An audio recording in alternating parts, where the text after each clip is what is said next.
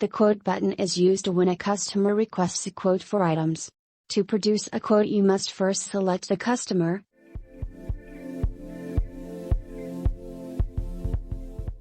then select or scan all of the items the customer wants.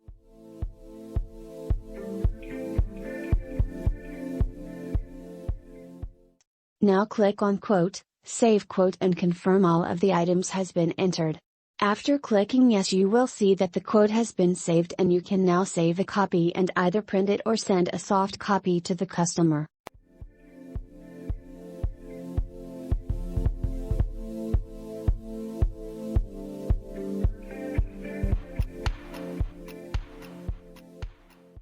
To view all quotes, click on Quote, View Quotes, and you can search by name,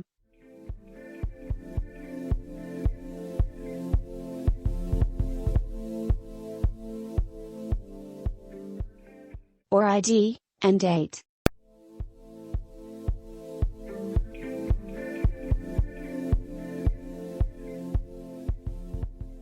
To close a sale on a previous quote, click Quote, Retrieve Quote, and select the correct one.